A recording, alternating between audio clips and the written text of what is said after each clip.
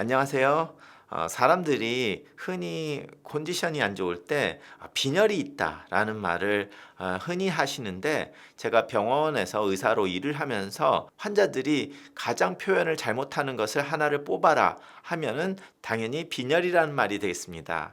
왜냐하면 많은 분들이 어지럽다라는 것을 빈혈이 있다고 잘못 표현을 하시는데요. 어지럽다는 거는 뭐 현기증, 현운증 이런 식으로 빙글빙글 도는 거가 어지럽다고도 표현할 수 있지만 갑자기 일어났을 때 앞이 깜깜하면서 안 보이는 그런 것도 어지럽다. 이런 식으로 표현이 되는데요. 각각 그 기전이 다릅니다. 자, 그래서 오늘은 빈혈에 대해서 이야기를 하려고 하는 게 아니라 빈혈의 반대말에 대해서 이야기를 해보려 합니다. 자, 먼저 정확한 정의를 알아보겠습니다.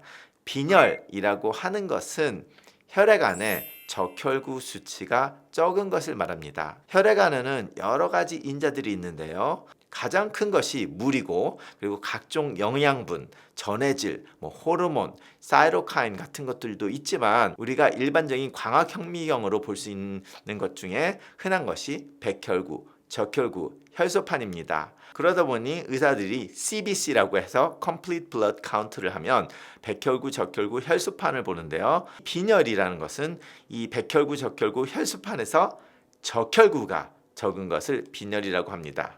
여성분들이 생리를 하면서 출혈을 주기적으로 하다 보니 이 적혈구가 출혈이 되어 나오다 보니까 여성분들이 빈혈이 잦은데요. 그러다 보니까 빈혈에 대해서는 많은 분들이 알고 있습니다. 그런데 빈혈이 반대말 적혈구가 올라간 거에 대해서는 들어본 적도 없는 분들이 많이 있습니다.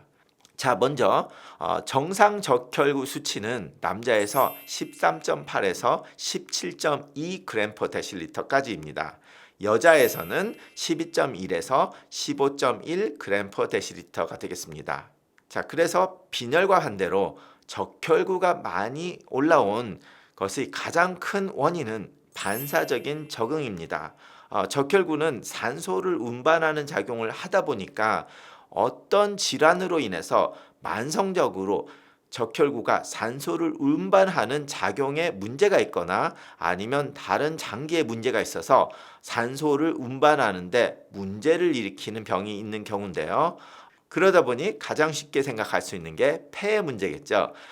담배를 오래 피셔서 폐쇄성 폐질환이 있거나 엠피시마, 펄모너리 파이브로시스 즉 폐기종과 폐섬유화 등이 있어서 폐가 망가지신 분들은 폐에서 이산화탄소를 배출하고 산소를 빨아들이는 그런 산소와 이산화탄소의 익스체인지에 문제가 생기다 보니까 몸에서 산소가 필요한데 폐에서 그 역할을 못 해줘서 적혈구가 증가하는 것이 되겠습니다. 그러다 보니 이렇게 적혈구가 올라간 가장 큰 질환이 장기간의 흡연 그리고 장기간 수면 무호흡증이 지속될 때도 문제가 생길 수 있고요. 심장에 문제가 있으신 분들 특히 선천성 심장 질환이 있으시면서 그게 오래되면서 문제가 되시는 분들 그리고 성인에서는 심부전, heart failure 등이 있습니다. 그래서 우리가 적혈구가 올라갔다면 이런 것들을 봐야 되는데요. 오늘의 실제 환자 케이스 이야기를 하는 부분은 폴리사이테미아 베라에 대해서 이야기를 하겠습니다. 폴리사이테미아 베라는 일종의 혈액암인데요. 한국말로는 진성적혈구 증가증입니다. 자, 이것은 먼저 말씀드린 어떤 질환으로 인해서 2차적으로 적혈구가 많아진 반사적인 적응이 아니라 골수 자체에서 적혈구를 과다하게 생성하는 혈액암의 일종입니다. 한국에서는 10만 명당 2명 정도, 미국에서는 10만 명당 2.8명이 보고되고 있는 상황이고요. 따라서 발생이 흔하지 않은 질병이지만 종종 보게 되는 암이기도 합니다. 저도 이런 환자들을 수십 명 봤는데요. 10만 명당 2명에서 2.8명이라면 그렇게 큰 수치는 아닌데 비교로 한국보건복지부 자료에 의하면 2021년 췌장암의 조발생률은 10만 명당 17명, 18명 정도였습니다. 따라서 췌장암보다 훨씬 적은 그런 식으로 감을 잡으시면 되겠고요. 자, 그런데 의사로서 환자를 보다 보면 종종 잊혀질만 하면 한 번씩 보게 되는 질병이 되겠습니다. 특히 신장내과 부분에서 빈혈 관리도 하다 보니까 빈혈 쪽에 대해서 많이 보고 주치의로도 보다 보니 주치의로 보는 환자분들이 대부분 60세 이상의 분들이다 보니까 이런 분들을 종종 보는데요. 자, 이 폴리사이테미아 베라는 대부분 60세 이상에서 발병을 합니다. 그래서 이 적혈구 증가증 또는 진성 적혈구 증가증 환자에서는 적혈구가 과다하게 많이 만들어지기 때문에 혈액 안에 적혈구가 많다 보니까 이 피가 큰 혈관안을 지나갈 때는 큰 문제가 없는데 미세혈관을 지나면서 적혈구들이 그 미세혈관을 막히게 하는 합병증이 유발이 됩니다. 그래서 혈전이 생기고 거기에 대한 문제들이 생기게 됩니다.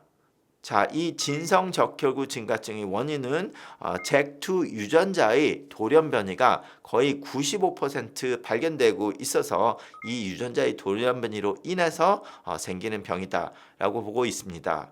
이로 인해서 이제 혈액 세포의 과다 생성 발생을 야기를 하고, 그런데 유전적인 돌연 변이가 생겼다고 해서 이것이 환자의 가족력은 보이지가 않습니다.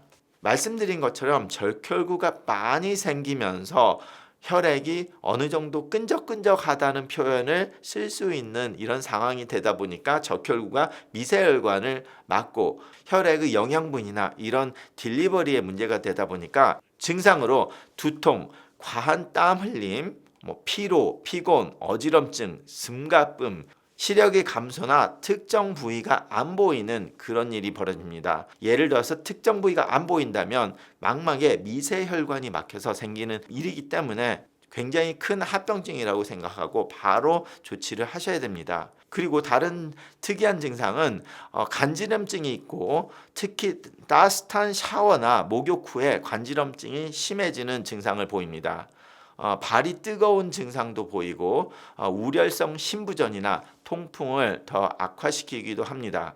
자, 우리가 적혈구의 문제로서 빈혈은 내과에서 어느 정도 치료를 하지만 반대로 이렇게 적혈구가 많아지는 병은 전문의를 보셔서 전문적인 진단과 치료를 받으셔야 하는데요. 그래서 혈액종양내과로 리퍼럴을 받으셔야 합니다. 그래서 혈액종양내과를 가면 거기에서 잭2 유전자 검사도 할 테고 골수암인지 이런 거를 검사를 해야 되기 때문에 골수 검사까지 할 수도 있습니다. 이 폴리사이테미아 베라는 일반 암과 다르게 예후가 꽤 괜찮은 병이기도 합니다. 간혹 암으로 발전이 되기도 하지만 일종의 암이지만 다른 암처럼 그렇게 사람을 죽이는 그런 문제보다는 합병증이 생기는 것이 더 크기 때문에 대부분의 환자에서 항암 치료 같은 것을 하는 것보다 암처럼 가는 게 아닌 환자분들에서는 결과적으로 헌혈만 하면 모든 문제가 해결되는 경우도 꽤 있습니다. 왜냐하면 적혈구가 많이 생기니까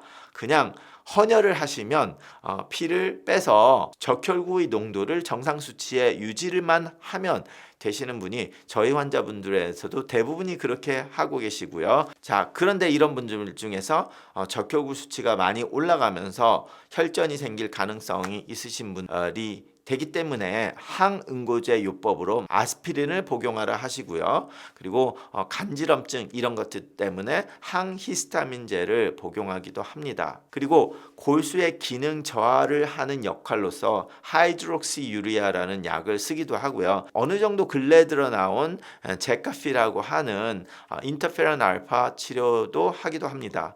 물론 이런 거는 혈액종양내과 전문의 선생님의 관리하에 되는 것이고요. 자, 오늘은 빈혈의 반대인 적혈구가 과다 생성해서 만들어진 병들 중에서 폴리사이테미아 베라라는 진성 적혈구 증가증에 대해서 알아봤습니다. 저한테 새로 오신 분들 중에서 히모글로빈 수치가 예전부터 꽤 높았는데 보시는 의사분께서 뭐 낮은 거는 문제지만 높은 거는 괜찮다고 말을 한 분도 있을 정도로 종종 여기에 대해서 적절한 진단이나 치료를 안 하고 계신 분들을 봐서, 그리고 지난주에 또 다른 분이 제가 주치의가 아니다 보니 다른 선생님으로부터 검사를 했는데 히모글로빈 수치가 꽤 높으신데도 불구하고 괜찮다고 말씀을 들으셔서 혈액 전문의한테 가셔서 검사를 해보시라고 말씀드린 사례가 있어서 오늘 강의를 해봤습니다.